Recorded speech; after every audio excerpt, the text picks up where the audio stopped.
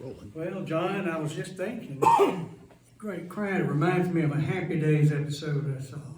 You remember Arnold, who had the little joint that all the teenagers hung out at? He, I think he was a Chinese. He ran Arnold's, and they didn't have anybody to sing. The guy that was supposed to sing canceled out, so they got Fonzie to sing. Of course, Fonzie couldn't sing a lick, but it didn't matter.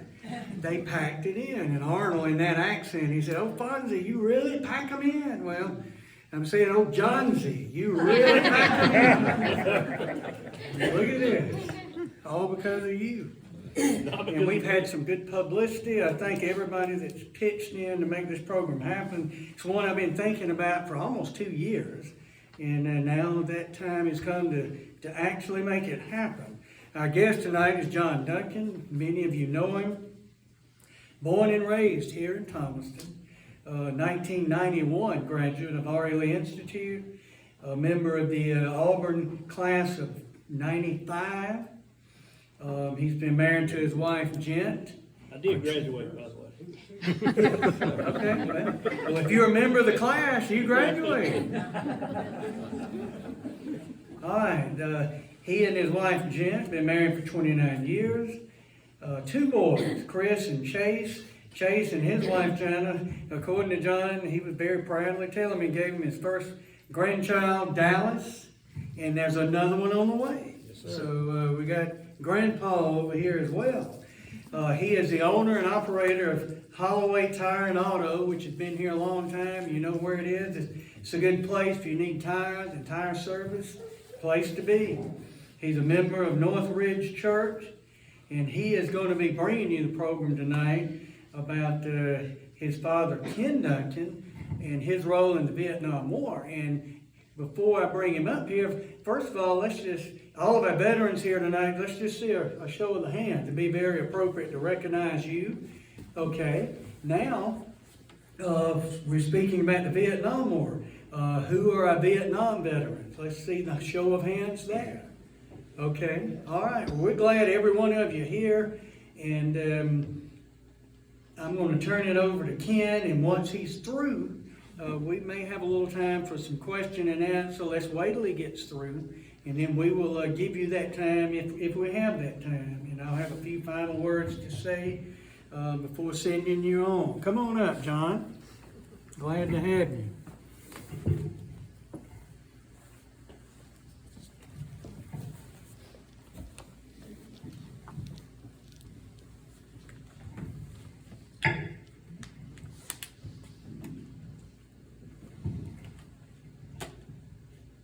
Gary, I do appreciate it. Thank you to the society for having me tonight. I do feel like I need to begin with a couple of disclaimers. The first being that when Gary approached me about doing this, I made it abundantly clear that I was not a historian, nor was I a gifted orator.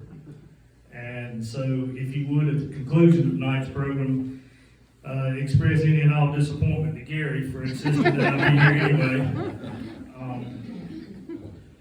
The second disclaimer is that I wrestled with this for a while. Predominantly because I knew if my dad was here, this wouldn't be happening. He wouldn't have done it, and he wouldn't have allowed me to do it. He was not somebody that sought the limelight for any reason, for anything. He saw this simply as him doing his job. And the other big thing that I struggled with was, how do you take 3 days and 2 nights of hellish fighting and condense it down to a 1-hour presentation? What I decided to do in order to pare it down was to focus predominantly on Dad and his role in this battle and where he was throughout the 3 days. I will touch on some significant things that happened as the battle unfolded. And at the end, I hope that we do have time for questions. I'll answer what I can. Just quickly, before I get started, by a show of hands, how many here in attendance have read the book? Okay, and the book that I'm referring to is We Were Soldiers Once and Young, written by Dad's commanding officer, Lieutenant General Hal Moore and Joe Galloway. It was then made into a Hollywood movie starring Mel Gibson. How many have seen the movie? Okay, a lot more have seen the movie. It's, for the most part, accurate. But just trying to get a gauge of what kind of frame of reference you guys had. But for those of you that didn't know my dad, he was born and reared in Thompson. He graduated from Ivy League in 1957. And upon graduation, he moved to Atlanta and went to work for the state. Was up there for a couple of years and came to the realization that the only way that he was going to be promoted was if the supervisor in front of him either got fired or died, and neither of those seemed like a likely scenario, so he decided he needed to get his education. He came back home, moved in with his parents over in Silvertown, and went to Gordon Military College. In an effort to help pay for it, he walked on a baseball team and earned a baseball scholarship. As were all male students at that time, he was in ROTC. When he graduated from Gordon, he went on to University of Georgia and joined the advanced ROTC program. He was the distinguished military cadet. His senior year, was second in command of the battalion in Georgia. And he graduated summa cum laude in business administration June of 1964. I hope that I pronounced that correctly. You can tell that was not my academic experience. I graduated, thank you, Lordy, from Auburn. But when Dad graduated, he was commissioned as second lieutenant. His orders were to report to Fort Sill, Oklahoma in 1964 to join an artillery unit. Excuse me, he was supposed to report. He graduated in June. He was supposed to report in November of 64. Forgive me. So, needing work between June and November before he had to report to Fort Sill, he looked and he looked and he looked, and he couldn't find anybody to hire him, knowing that he would be leaving in November. So being a broke young man just having graduated from college, he petitioned the Army. He said, I need something. Doesn't matter what it is. I need a job and I need to start now. So they said the only opening that they had that they could get him right in was for a new experimental air cavalry infantry unit. He didn't give it a whole lot of thought. He said, I'll take it. So he reported for duty in July of 64 to Fort Benning, which was like throwing Brer Rabbit in the briar patch, being growing up in Thomaston. But he joined the 11th Air Assault Test Division. Now, while helicopters had been around for a long time, they had seen limited use in combat. Predominantly because they were small and slow. They saw use in Korea. Predominantly, you see them on TV show MASH, carrying wounded soldiers out 2 at a time in litters on the skids. But with the introduction of some of the new helicopters, primarily the UH-1 Huey and the CH-47 Chinook, helicopters were bigger, they were faster, they were stronger, and the 11th Air Assault Test Division was tasked with trying to figure out how best to use them in combat. They were pioneering and testing the feasibility of moving entire units quickly, resupplying, and coming up with concepts and tactics that would get the most out of the helicopter. Dad was assigned as a platoon leader. 1st Platoon Bravo Company in this test division. So they went through all of these different maneuvers. Some worked, some didn't. His commanding officer of the battalion was Lieutenant Colonel Hal Moore. Hal Moore did a great job of listening to and taking input from all of his people. And before it was all said and done, they had sharpened this thing to a finely tuned machine. So Dad's platoon, in their advanced tactical training, won the outstanding platoon for the entire brigade. And so they're feeling pretty good about themselves. And so the Army decided that they needed to know once and for all would this work. And so in April of '65, they sent them to South Carolina. Sent them to war games with the heralded 82nd Airborne Division. The 82nd had to parachute into objectives and then walk overland to get to more objectives. They had to resupply by air. The 1st Cavalry, the 11th Air Assault was able to insert large groups of men into very small areas. They were able to hopscotch from objective to objective to objective, and they worked the 82nd Airborne over pretty good. Every task that they were given, and that's no reflection on the 82nd, but every task that they were given, they accomplished.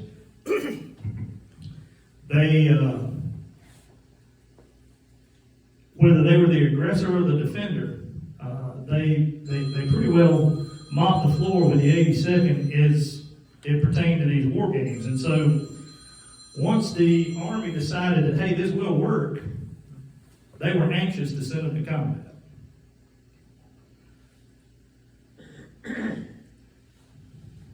Once things started escalating in Vietnam, up until this point, America had taken a stance of predominantly an advisory role where we sent Special Forces soldiers over there, and they were training the Montagnard locals and training the South Vietnamese Army, but the locals were doing the fighting, and we were pretty much coaching. But as things escalated, the test division was spun up. They were renamed the 1st Cavalry Division, and they were sent to Vietnam. The 1st Cavalry Division was a storied division. They were the first Army unit into Manila in the Philippines in World War II. They were the first Army unit into Pyongyang in Korea. But they were also General Armstrong Custer's unit. They got surrounded and chopped up at Little Bighorn. So there was a sense of foreboding that they were wearing that label. When President Nixon decided to send them, he left out a crucial part that would have made their job a whole lot easier. There was no emergency declaration, which would have allowed the Army to extend enlistments. So after they had proven this concept of air mobility and had trained together for well over a year, a lot of their senior officers and non-commissioned officers rotated out. Pretty much decimated their ranks. You're talking about a battalion that was authorized a strength of 600 men. They landed in LZX-ray with 431 people. Many of them had only been with them for a couple of weeks. But because of this lack of emergency declaration, they had to pretty much shuffle the entire chain of command within that unit. And so a lot of the squad leaders moved up to platoon sergeants. A lot of the riflemen moved up to squad leaders, just trying to fill gaps. They were sent some fresh recruits, but they weren't sent near as many as they lost. During this restructuring is when my dad got promoted from 2nd lieutenant to 1st lieutenant. He went from platoon leader of the 1st platoon to the executive officer of Bravo Company. Well, being the junior 1st lieutenant in the battalion, he was made part of the advance party. So he got the nod to leave for Vietnam in August of '65 to chaperone all of their equipment and begin preparations of making a base camp once he got there. The rest of the battalion left about 2 weeks later. Once they were in country, they were based at An Khê, which is in the central highlands of Vietnam in the Pleiku province. They weren't there very long until they were put to work. They patrolled in and around Play Me Special Forces Camp, which was a forward operating base for some Special Forces soldiers that a few weeks before had been attacked by a fairly large force of North Vietnamese Army regulars. It was significant because it was the first time the North Vietnamese Army had attacked in a large-sized unit into the south part of the country. And they surrounded this base not for the purpose of overrunning it. They surrounded it for the purpose of setting a trap. They assumed that there would be relief forces coming out of Pleiku in the form of the South Vietnamese Army and some NATO forces. And so they set up an ambush. And indeed, the relief forces came. But the one thing the North Vietnamese hadn't counted on is as the American presence is ramping up, we had also lent our artillery support to these NATO troops. So when they sprung the ambush, our artillery cut them up pretty good and relieved the siege, and that large enemy force retreated to the west. Now we have some diagrams up here, and I know that many of you can't see them. I hate that we couldn't have the PowerPoint, but just as a frame of reference, I'm sorry, can you still hear me? Just as a frame of reference, here is An Khê, which is their base camp. Play Me is just to the south. They thought that this enemy force retreated to the west. And so what they did was they sent in the 1st Brigade of Air Cavalry in there to try and find them, to harass them, thinking they were going to finish them off. Well, by the time they arrived, they did have a few confirmed kills, but the big thing that they did was they found an enemy field hospital. And of course they captured it, took some prisoners, and gained a little bit of intelligence, but they still didn't have any idea what size force they were dealing with. So after a few days, 1st Brigade is relieved, and they called up 3rd Brigade, which was the 1st to the 7th, a DAS unit. On November the 10th, they're sent in, and in typical government fashion, rather than having them continue pursuing off to the west, they sent them south. Didn't find anything. They said, okay, we'll check to the east. Didn't find anything. They ran into an occasional sniper. They lost a couple of men. One to a sniper, one to a drowning, fording a river. And they had several men fall sick with malaria.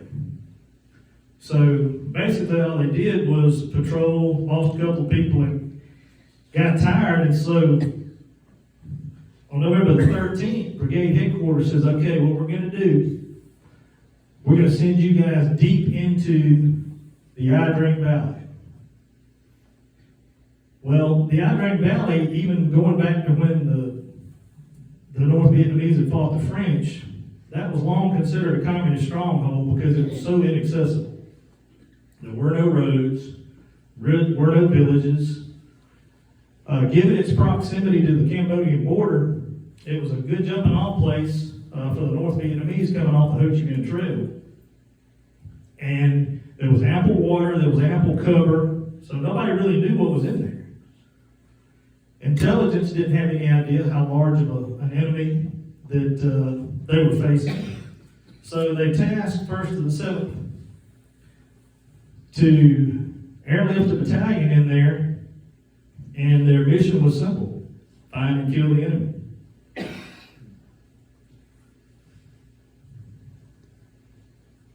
Up until this point, Dad's battalion had not been doing anything as an entire battalion. The companies had been fragmented, covering different patrols, different assignments, sometimes miles and miles apart.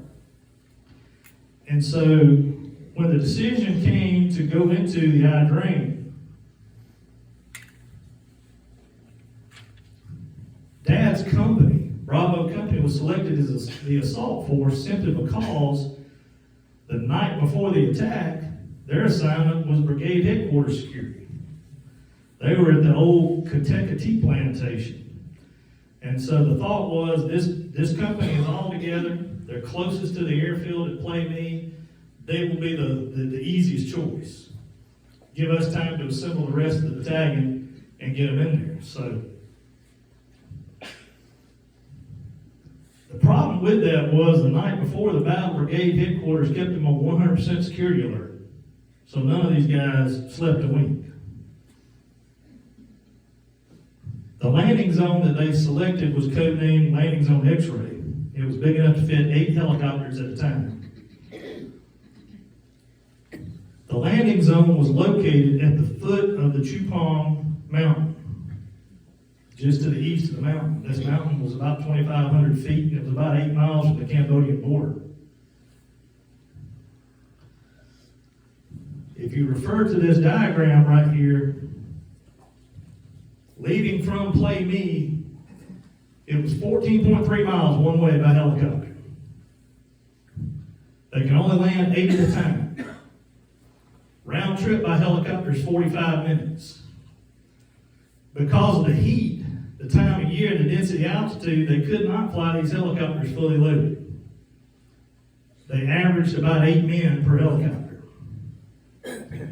So you got 64 men hitting the ground at a time. They had 2 lifts of 8. And so it was going to take a long time to get the entire battalion on the ground.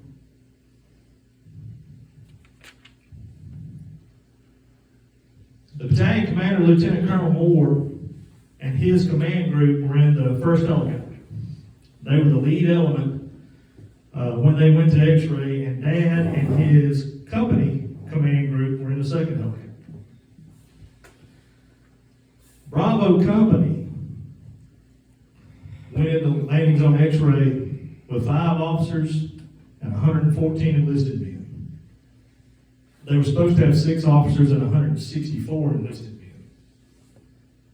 But remember those enlistment expirations and the few men they lost once in country.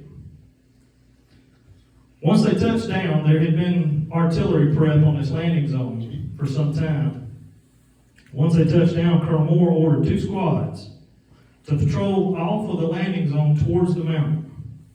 He ordered the rest of the company to gather to assemble as a quick reaction force. Dad was in charge of this quick reaction force. As they land, and this clearing now, bear in mind, we're talking about something that's slightly bigger than a football field, and it is kind of odd shaped. And you got every terrain under the sun. Off to the north and the west, it was triple canopy jungle. There was scattered openings. Off to the south, you had some wide open stretches, but scattered throughout every open stretch was elephant grass that was 3 to 5 feet tall. So these 2 squads that were ordered to patrol off of the landing zone towards the foot of the mountain,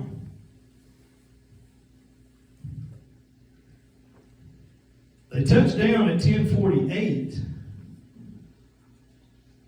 and at 11:20 they captured the first prisoner. It was a young North Vietnamese soldier they found out in the jungle. Colonel Moore, Captain Herron, who was the Bravo Company commander, rushed out to interrogate this guy with an interpreter. What they found out from this prisoner was that the 1st of the 7th had landed at the foot of a base camp for 3 North Vietnamese regiments, 2,500 to 3,000 men. He said that these men were up on that mountain and that they wanted badly to kill Americans. They just hadn't found any yet. Hearing this, Colonel Moore intensified the patrols further off the landing zone towards the mountain in the hopes of engaging the enemy as far off that landing zone as he could. Now bear in mind, he's got only a fraction of his battalion here. But he knew that that clearing was their lifeline. They lose that clearing, they're as good as gone. Because there is nobody marching in, there is nobody driving in to get it. The first shots, they touched down at 10:48, first shots were fired at 12:15. This firefight quickly grew in intensity, and the first casualties started happening at 12:45. Now remember the enlistment expirations and the shortages of troops. No shortage was more critical than that in the battalion aid station. They were authorized 13 men in the battalion aid station. They landed in landing zone X-ray with 3. Once more men started arriving from Alpha Company to secure the landing zone, Bravo Company was sent out in force to develop this situation and push further off the landing zone.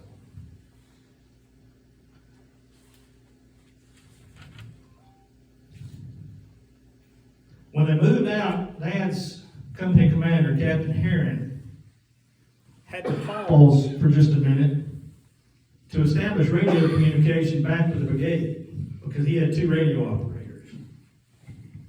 As he did this, the rest of the company passed him off to his right.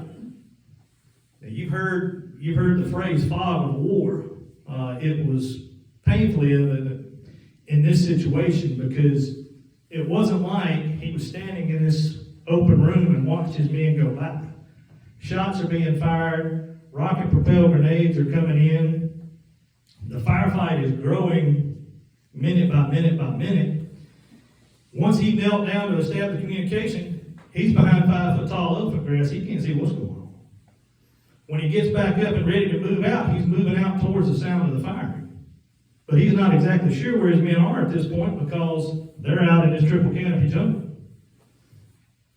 In the process of moving out, they had crossed a dry creek bed, which is depicted by this dark line. It sort of rung the northwestern edge of the landing zone and then turned and went up the mountain. The dry creek bed was about 10 feet wide, about 3.5, 4 feet deep.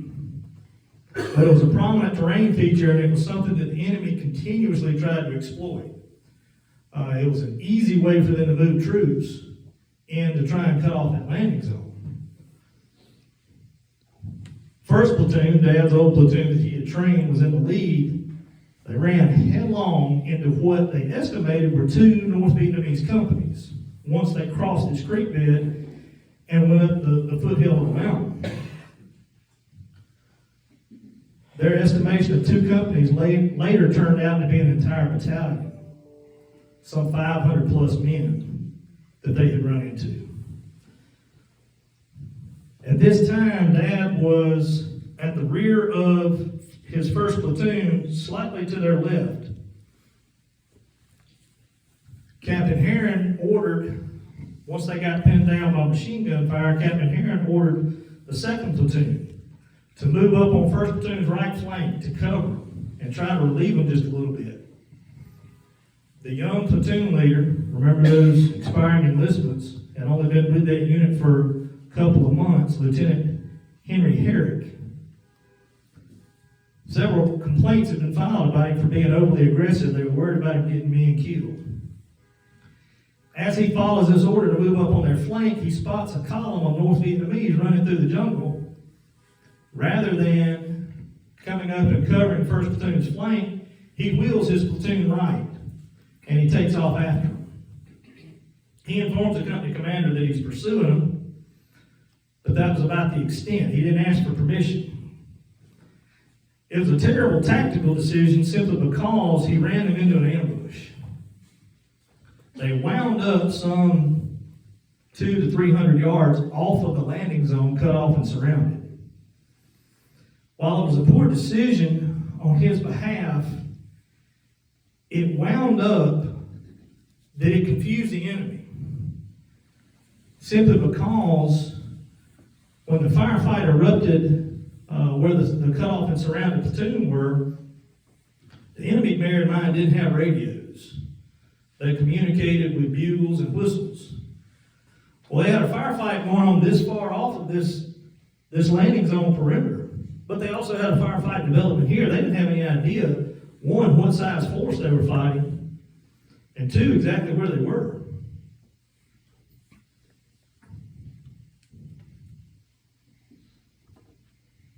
A few of those members in that second platoon that got let off of the landing zone and broke contact with the rest of the company were men that my dad had trained in his platoon, and they were also caught up in the reshuffling of the leadership before they deployed.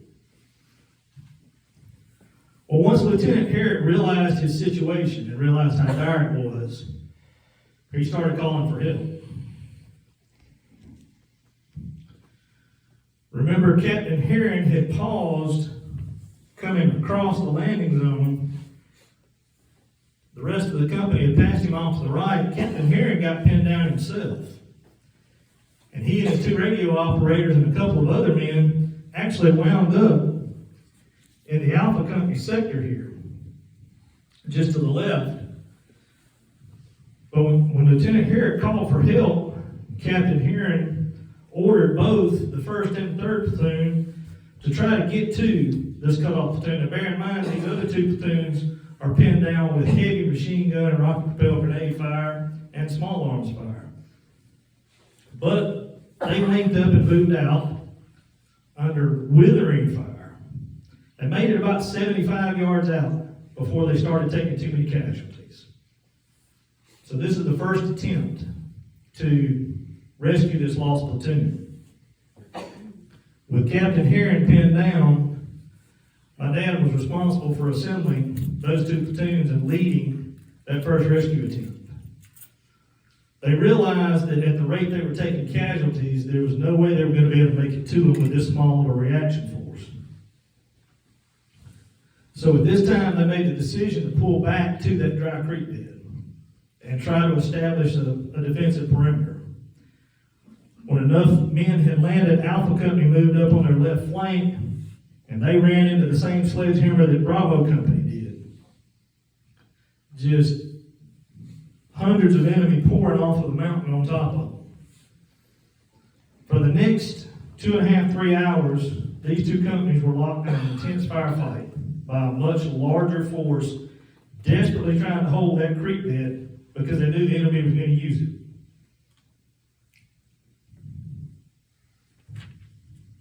Finally, at about 3:30, the fighting died down just enough that they were able to evacuate the wounded back towards the battalion headquarters, which had been established back on this side of the landing zone in a small copse of trees. They were able to restructure their decimated platoons, resupply with ammunition.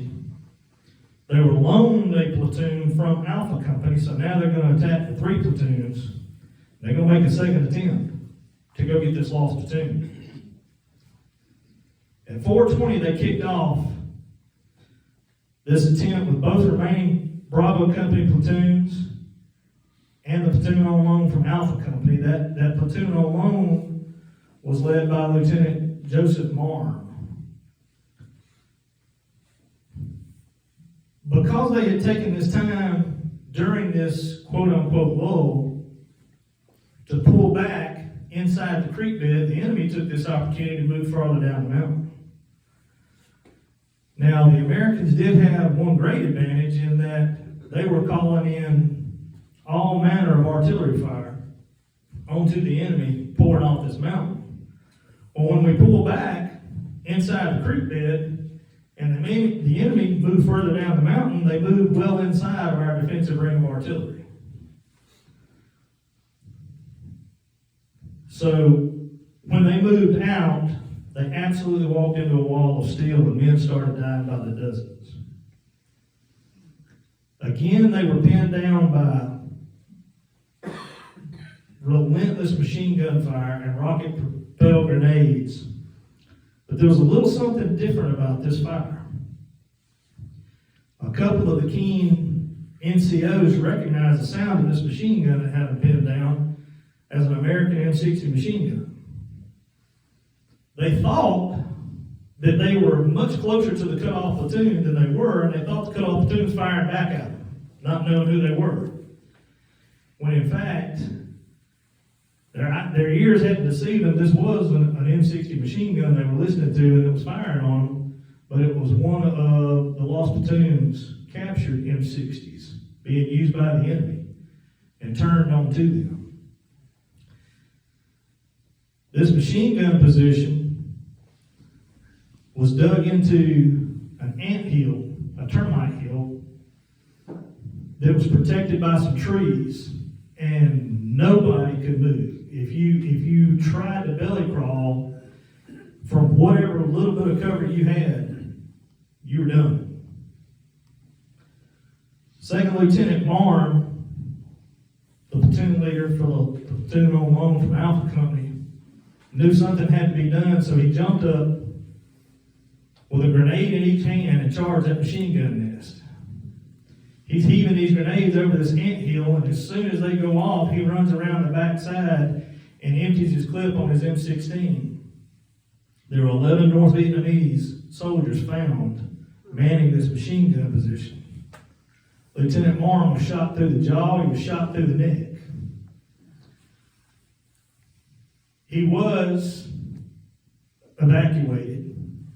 He did make it, still alive to this day. But he was the first individual, and the first of the 7th for the Battle of Drang Valley to win the Congressional Medal of Honor. My dad wrote his recommendation for the Congressional Medal of Honor because he was 20 yards away from him. He saw the whole thing happen. He credits Lieutenant Marm with saving his life. Knocking out this machine gun position, it took a little bit of pressure off of these 3 platoons, enough to collect their wounded and their dead and pull back to the creek bed once again. After that withdrawal, by this time, they got to dig in for the night. They got to tie in as tight as they can because they have no idea what's coming. They tied in with Alpha Company on their left flank. Their right flank was totally exposed. Plus, their buddies in their cutoff platoon are out here in the jungle being attacked relentlessly, wave after wave after wave. Lieutenant Herrick was killed in the first 30 minutes of that platoon being surrounded. So were both of the platoon sergeants. Control of that platoon fell to a buck sergeant named Ernie Savage. He was able to call in artillery and adjust it as he walked it down the mountain, so close that once he got on the radio, the lost platoon didn't lose another man. The artillerymen considered 400 yards for an artillery shell to be danger close to friendly troops. In the Drang, they were dropping 40 yards from friendly foes. These are high explosive rounds and white phosphorus. Surprisingly, there were very few injuries to friendly artillery fire. By nightfall, Bravo Company had been awake for more than 24 hours. They fought continuously for the better part of 5 hours in 90-plus degree heat with very little water. Add to the heat the dust and the smoke and the adrenaline and the grief of watching your friends die. The water situation didn't change much for the entire battle because water was scarce, and what little they had, they held it for the wounded.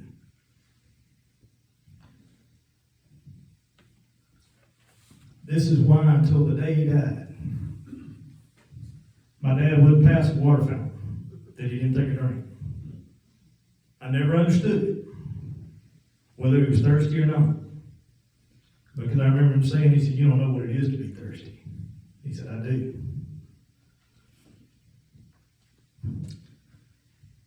At the end of day one, Bravo Company had lost 1 officer and 46 enlisted men, killed or wounded.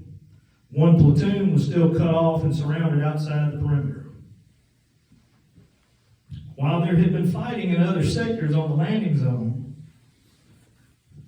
you see Charlie Company here, Alpha and Bravo had borne the brunt of the enemy attack that first day. That night, they were probed by small forces, 5 to 10 to 15 men, and a lot of sniper fire.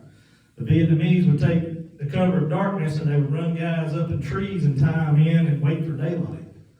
Or they would probe, and as soon as they saw a muzzle flash from an American weapon, the snipers would fire towards that muzzle flash. They started using some illumination at night, but the troopers out on the perimeter quickly asked them to stop because it not only exposed the enemy to them, but it also exposed the friendly positions. The enemy weren't probing that night to do anything other than try and establish the exact location of the perimeter and to try to locate the mortars and the machine gun positions. And so the 1st to the 7th was under strict fire orders. No machine gun fire, no mortar fire, unless authorized by the battalion commander. The next day, Colonel Moore is planning a dawn attack to rescue that lost platoon. He orders all of the company command. Let me back up just a minute. After the first failed attempt to reach the lost platoon, when they pull back this side of the creek bed, Captain Herron is then reunited with the company. And so they did have the benefit of having their company commander with them at this point. But all company commanders were ordered that next morning to report to Charlie Company's command post so that they could put together a plan for a coordinated attack to go get the lost platoon. Well, that attack never happened because all hell broke loose about the time the company commanders got there. The enemy attacked in small numbers in Dad's sector that morning, but sent 2 reinforced battalions against Charlie and Delta Company over here on the south and southeastern portion of the perimeter, which is depicted by this diagram here. The fighting was so bad, clear on the other side of the landing zone, that Dad and his men started encountering casualties from grazing fire coming all the way across the landing zone. Basically, they're getting shot in the back from the fight that's happening on the other side of the landing zone because the fire was that heavy. They were so worried about the enemy breaking through and penetrating their perimeter on that side that Captain Herron ordered every other man on their line face rear and fix bayonets because they thought they were fixing to get overrun and they thought it was fixing to be hand-to-hand combat. It was at this time that the Air Force forward air controller with them that was attached to him, Charlie Hastings, issued the call of broken arrow, which was a code phrase that meant an American unit is in heavy contact and in danger of being overrun. The significance of that is it's the first time it was used in the Vietnam War.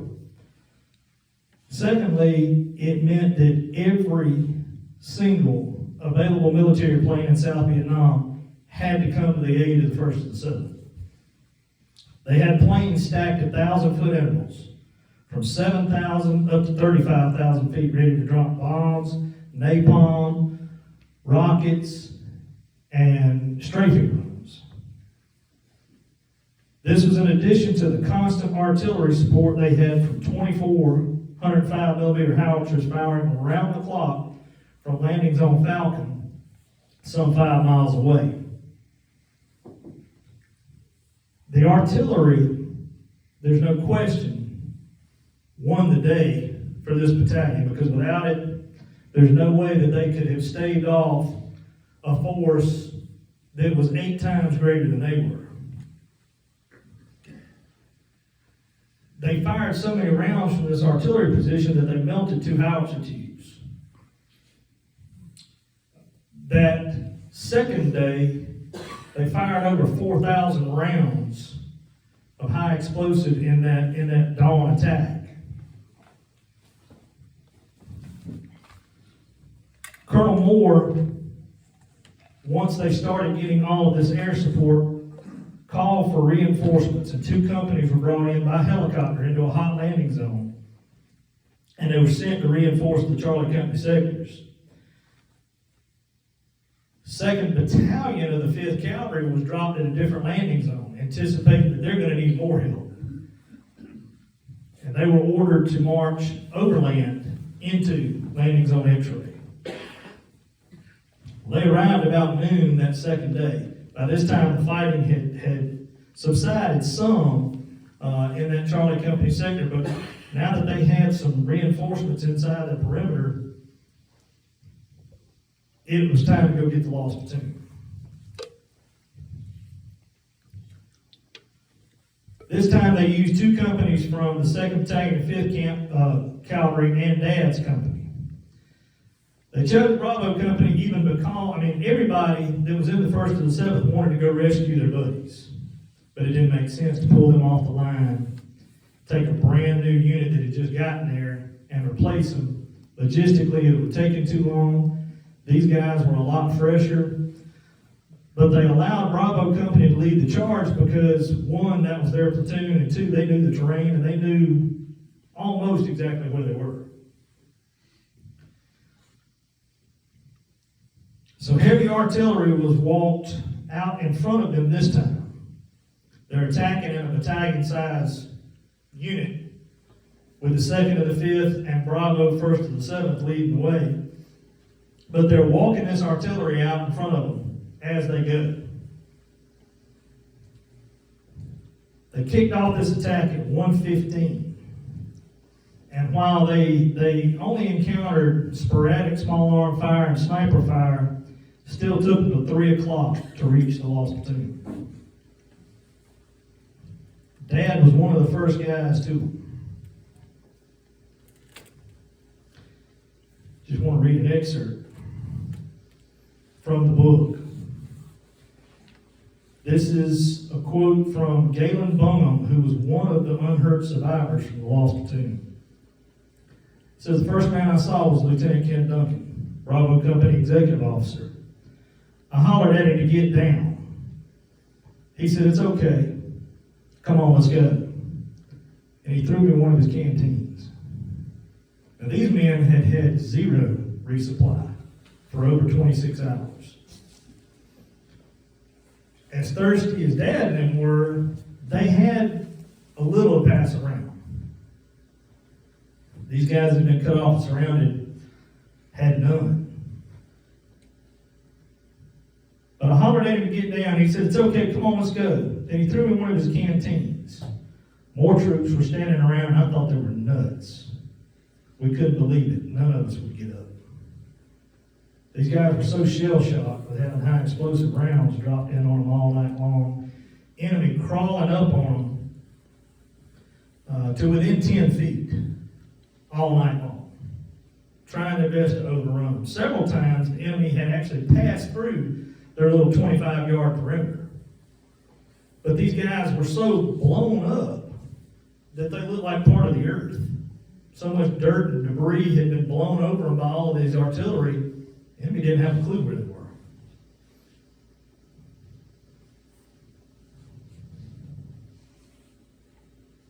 So as they started policing this small perimeter where the cutoff platoon was, started gathering up their dead, their wounded, and their weapons, the enemy fire started increasing around them, and so they began to pull back to the landing zone. Once they got everybody back to the LZ, they dug in for another long night along the creek bed. Much like the night before, they were harassed and probed all night long, but artillery fire was constant. For much of the second day, the fighting was concentrated on this side of the perimeter. Remember, Dad and them were on the north and northwestern sector. And while they had contact, they didn't have near as much, but remember the grazing fire that's coming across the LZ. Dad volunteers to take wounded from their positions back across the LZ to the battalion aid station, time and time again. Remember, they didn't have very many medics. The only way they could get them adequate help was to get them back to that battalion aid station, to those 3 men that landed with them.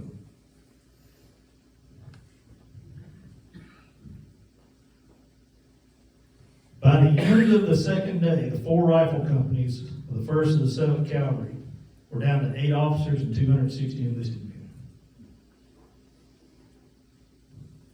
That third morning, there was one more big attack that came just before dawn. The enemy mistakenly thought that he had decimated Charlie Company by that previous day's dawn attack, and thought that he would find the going much easier if he attacked there again. That third morning, what he didn't understand was that Charlie Company had been rendered combat ineffective. They had been pulled off the line, and they had been reinforced by the 2nd and 7th Bravo Company. And those men had time to dig in, clear fields of fire, register artillery, and they were sitting there waiting on them. So when the enemy poured off the mountain that third morning, they were decimated. They were virtually wiped out. At 6:55 on that third day, Colonel Moore ordered all units to fire every weapon that they had on full auto into the trees and anything else that looked suspicious for 2 whole minutes, all the while pressing out off of the landing zone. This was referred to as a mad minute, and it triggered a couple of small enemy attacks prematurely, and it killed about another 30 North Vietnamese soldiers, including snipers that were tied into the trees. At this point, the Battle of Drang Valley, as it pertains to landing zone X-ray, was virtually over. At 11:55, the 1st Cavalry unit began their airlift out to landing zone Falcon, where the artillery was located, and then on to Camp Holloway for several days for R&R. The 2 battalions that had been brought in to relieve the 1st and the 7th, upon policing the battlefield, revealed that there were 834 enemy killed that were actually counted, with another 1,215 estimated killed and wounded by artillery fire, totaling 2,049 men. The 1st and the 7th had suffered 79 killed and 121 wounded. Now, the Army foolishly interpreted this as a striking victory and that they could win this war of attrition in short order, but they underestimated the resolve of the North Vietnamese Army.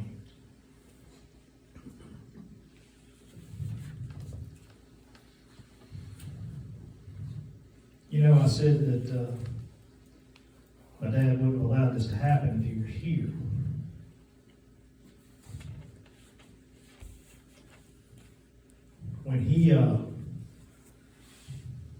When he was honorably discharged from the Army, he had a combat infantry badge. He had 1 Bronze Star with a V device for valor, another Bronze Star with the 1st Oak Leaf Cluster, Vietnam Campaign Medal, Vietnam Cross of Gallantry with Silver Star, Vietnamese Service Medal, and 1 Overseas Bar, National Defense Medal, and the 1st to the 7th was awarded a Presidential Unit Citation for their action in Drang Valley. What's not on this DD-214 is they had refused 2 Purple Hearts for combat wounds.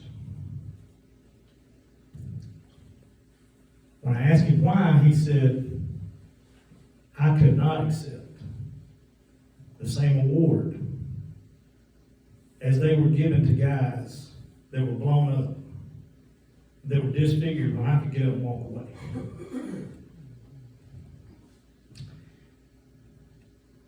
He also stopped an effort to award him the Silver Star for his actions in Drang. His company commander and Colonel Moore both approached him. Told him what they were going to do. He said, absolutely not. Reason being, when they read the accommodation to him, it said that he was in complete control of the remnants of Bravo Company while his company commander was pinned down. Dad said, there is no way I'm saying that I was in complete control of that company. He said, because I wasn't. He said, I was in control of a small group of men that were around me. He said, we had so many communication problems. He said, I'm not taking credit for the bravery of those men of that company. Hard for a lot of people to understand in a society today that craves likes and approval. They didn't even need anybody's approval. Didn't want anybody's approval. Like I said, he saw it as doing the job. Several men that I've talked to at these reunions and men that I stay in contact with have disputed Dad's modesty. And they credit him with holding that northeastern sector of that creek bed. There's a lot of people that have said that if he, well, I'll get to that in a minute. After the war, Dad came home and he went to work for Thompson Mills in sales. Fast forward to 1991. I'm a senior in high school. I knew that my dad was in Vietnam, but that was about the extent of what I knew. Hadn't really talked about it. Because Dad talked on the phone at work all day, wouldn't answer the phone when he got home. He would sit up under a telephone on the wall and listen to it ring off the hook and act like nothing was happening while he was reading the paper or reading the book. So one night the phone rings. He's sitting in the den reading a book. I run in the kitchen, grab the phone. Hello. Voice on the other end of the phone says, this is Lieutenant General Harold Moore. I'm looking for Lieutenant Ken Duncan. Can you hold on just a minute? Cover the phone up. I said, hey, Dad, phone's for you. He said, take a message. I said, this guy says that this is Lieutenant General Harold Moore looking for Lieutenant Ken Duncan. My dad turned the coffee table over, getting up in the den. And he runs into the kitchen and he stands at attention up against the wall with this phone up to his ear. Yes, sir. Yes, sir. No, sir. Well, and you, sir. Yes, sir. Absolutely. Thank you, sir. And I'm standing there going, who in the world is this? Because I've never seen anybody do my dad this way. The reason he was calling was because he was starting to gather all of his information as a researcher for the book. And he told my dad, he said, I can't write this book without your input. So Dad reluctantly agreed. He took a couple of days off work and he wrote night and day. And I've never seen him labor over anything so badly in my life. When he got done, he had it typed up. And best I remember, it was about 26 typed pages. It was his after-action report. And everything to the best of his remembrance, all that many years later. Came home from baseball practice one night. He said, sit down, I want you to read this. I sat down and I read it, and I cried like a baby. I had no earthly idea. One, who my dad was, but two, what they had been through.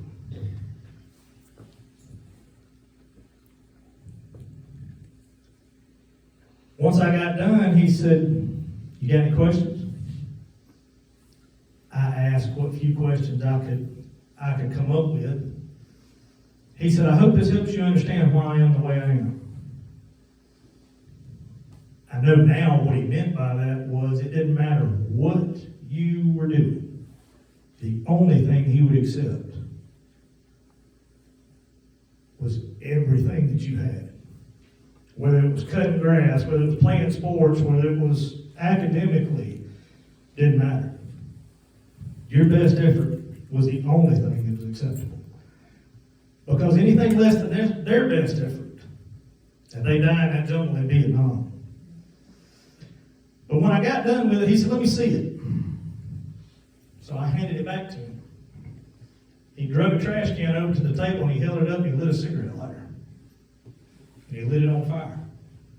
I said, "Daddy, what in the world are you doing? General Moore needs this for his book." He said, "Son," he said, "I know what I went through." He said, "The men that were over there with me know what we went through. And if you'll pardon me," he said, "I don't have a damn thing to prove to anybody."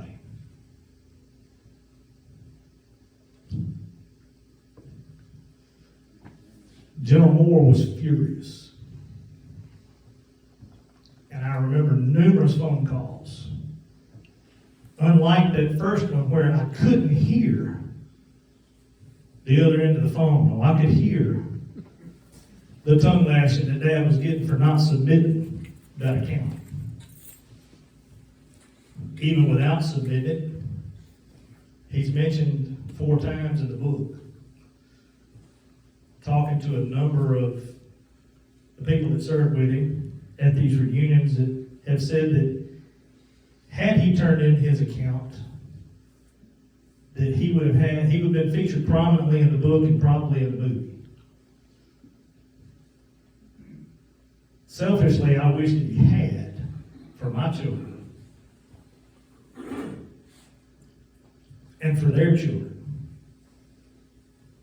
But that's not who Daddy was. The book came out in 1992. Spent 19 weeks on the New York Times bestseller list. It is still required reading at every United States Service Academy and all officer candidate schools. Once the book came out, Dad read it. That's actually his copy of the book. This is mine, both signed by a number of those men who fought with him. Dad read the book. He donated a couple of copies to the library. He gave copies to, I know, several of you here. He finally, after all those years, went back to the reunions. And finally was able to reconnect, talk about some of this stuff openly with those guys because they all understood. And it offered a measure of closure and a measure of healing.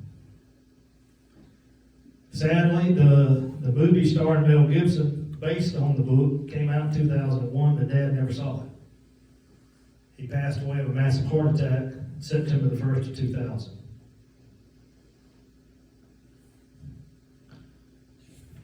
Mom and I were invited to a private screening of the movie. We have since been included in all of the reunions. We're going to the next one at Myrtle Beach this fall. These guys do a great job. Colonel Moore made a promise to all of those guys that he would leave nobody on that battlefield, dead or alive. They would all come home together. He was able to keep that promise. And the men that are in charge of the 1st Cavalry Division and these reunions continue to keep that promise. Whether these veterans have passed on, they still reach out and include their families in everything. Fast forward just a little bit more, well, I say a little bit, a lot more, to last year. I'm sure you heard that Fort Benning was renamed.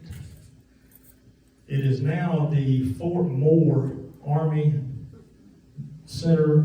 Army Maneuvering Center of Excellence, I think is the full name, named after Lieutenant General Hal Moore. We were invited to the renaming ceremony as honored guests of the first of the seven. While I'm not in favor of many of these bases being renamed, I am glad that this one was named after somebody that was so deserving and gave so much, he and his wife Julie,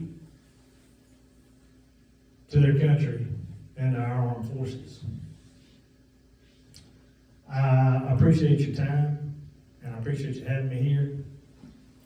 And that's about all I've got. If anybody's got any questions, I'll be happy to answer what I can. But thank you guys again.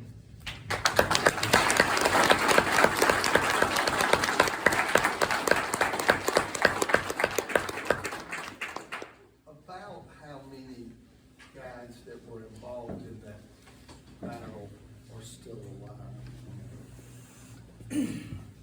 The last reunion, now this many weren't at the renaming. The last reunion,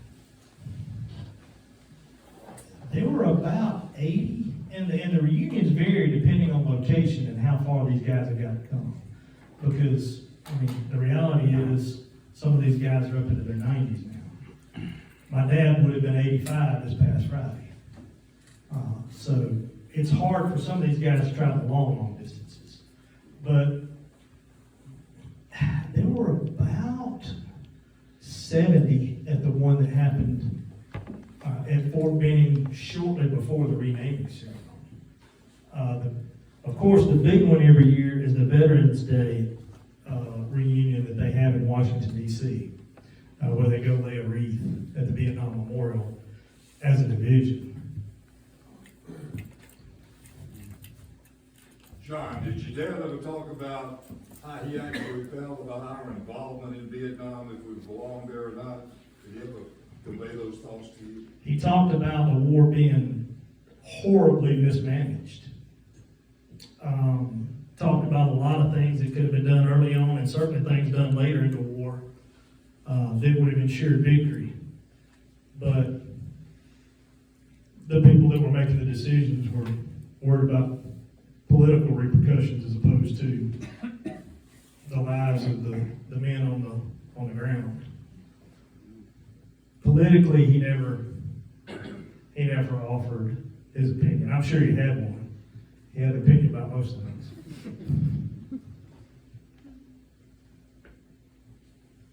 Yes, sir. Have you met or talked with Too Tall? I met him at there's pictures over here on this table I forgot to mention, and a couple of other things, and I apologize. I hate that most of the stuff that I wanted to bring tonight is actually locked up in a storage unit, but there's pictures from the very first reunion that Dad and I went back to in 1992, and I met then Colonel Freeman. He was a captain back then, but yes, I met him at that reunion in Washington, D.C. And this was actually before he had been awarded the Medal of Honor. You know, he didn't win the Medal of Honor until years later for his actions in LZX-ray, but it wasn't awarded to him until President Bush was in office. You mentioned the broken arrow. I trained at Fort Benning in 1971 as an infantry officer, and we were told then that that's what you said, that this was the first time that the command of broken arrow was issued, and how much ordnance came from all over Vietnam, stacked up like you said, and it just spiraled down to the ground. And I hate to tell you, I've got chill bumps sitting here if you say that. That's just, when I hear it, I know what it means. Well, that was the only thing that kept them alive. Right. But they also did lose a few people. One time in particular, during that broken arrow call, an A-1A Sky Raider and his wingman either had heard the coordinates wrong or got the coordinates wrong. But anyway, they flew a different course and dropped 2 napalm canisters right outside the battalion command post, which unfortunately killed 3 of the engineers that were in there that were helping man the mortar positions. The movie portrays Colonel Moore as the one having given that order. That credit is actually given to that Air Force Forward Air Controller, Charlie Hastings, because he did it without being told. And his intuition was, if I don't do something quick, we're all And it was his call. It wasn't Colonel Moore's call, it was his call, but because he had liaison with the Air Force. right. Okay, we got a question here. I wanna know where your mama is. She's at home praying for me. She did a good job praying for you. The few pictures that we have out here, when I started pulling them out, and laying them out, and going through it, she couldn't control herself. And so I said, Mom, I said, you cannot come if you're going to sit there and cry the whole time. She said, I can't come. So she's here in spirit, but she's not here tonight. John, you and I had spoken before, and you told me this story, if I'm remembering correctly, about something about your dad had made a promise to God about returning. Can you kind of relate? Yeah, after General Moore had started gathering enough evidence and had finally forgiven my dad for not submitting his account, he reached back out to my dad and he said, Ken, he said, I'm leading a small group back to Vietnam. He said, I feel compelled to go back. He said, I've got too many demons that I've got to put to rest. Daddy said, well, General, I hope you have a good trip. He said, Ken, I want you to come back with me. He said, nope. He said, General Moore, he said, I made a promise to God that if he would let me get out of that valley, I wouldn't go back. He said, I intend to keep my end of that promise. They did lead a group back. General Moore, Sergeant Major Plumley, several of the other, I think it was a total of about 10 or 12 of them, but Forrest Sawyer from ABC actually went back with them. And he did a 2-hour special. They were actually met there by their opposing commanding officers from the North Vietnamese Army. And they had the privilege of walking that battlefield together. Of course, they have since reconciled, and they gave that enemy, understand this was not the black pajamas with the thatch hats, the Viet Cong guerrillas they were fighting. These guys were heavily armed and extremely well trained.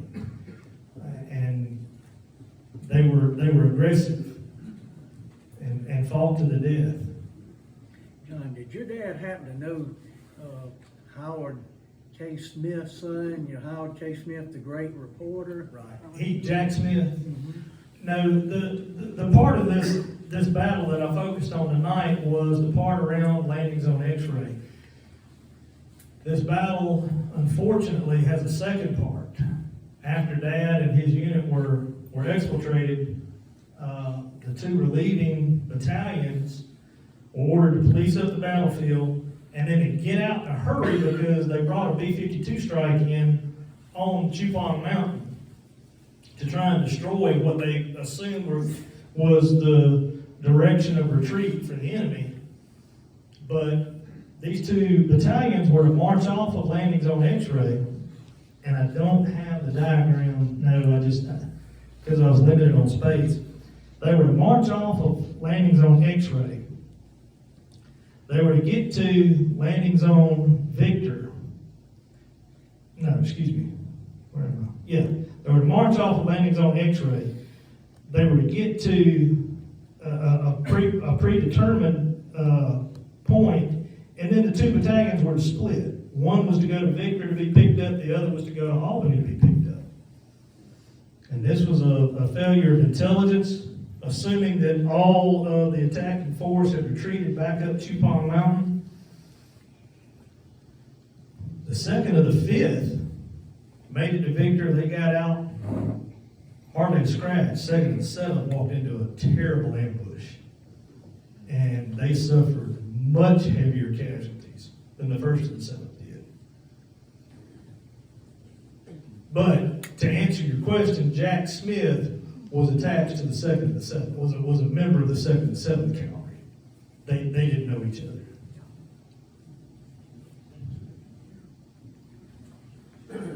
John, how long was your dad in country before this battle, and how long was he in after that battle? He was in country, let's see, seems like I remember hearing that he was at sea for a couple of weeks, getting to Vietnam. He left in August of 64, August of 65. So he was only in country a couple of months before this happened. He wound up leaving Vietnam. I don't remember the month, but it was towards the end of 66. This is the battle that this unit is most noted for because of the book and because of the movie. But they were involved in several other just horrendous firefights. Down in the southern part of the country, they were involved in Bon Song 1 and 2, which was 45 days of constant fighting. They were, now, it wasn't all day every day, but they were engaged in a firefight every day for 45 days straight before they were relieved. There, they were predominantly harassing and cutting off and disrupting everything that the North Vietnamese were trying to do in the southern part of the country. Now, you hear a lot of debate from these guys at these reunions as to whether or not X-ray was even the worst fight they were in. My dad maintained it was. He said that to him that it was by far the worst fight that they ever had. But there's a lot of the other guys that say that Bon Song 1 was probably the worst. For what it's worth, they took more casualties in Bon Song, but they could not use the benefit of their artillery support because of where they were for fear of injuring too many civilians. Did he have any enemy contacts before this battle? Yeah, I mean, they had encountered a couple of snipers.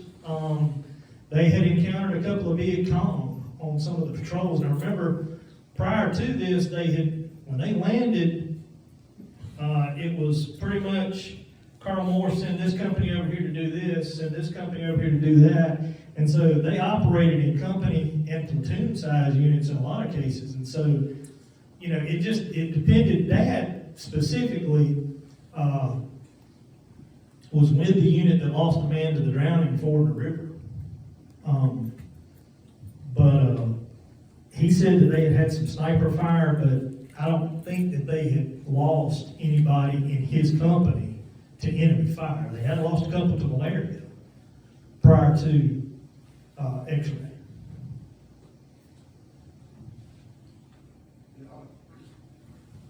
In 66, I had gotten off active duty, Benning, and was assigned pedestrian officer for the reserve unit in Macon.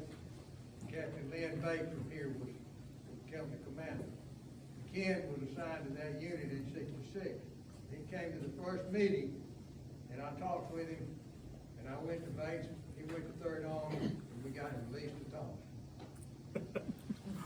I did remember him being in a reserve unit, and I had forgotten that y'all were in that same unit together.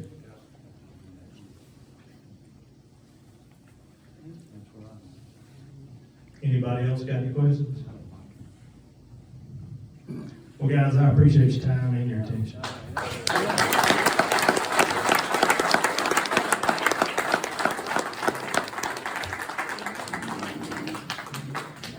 very much, John, and I thank everybody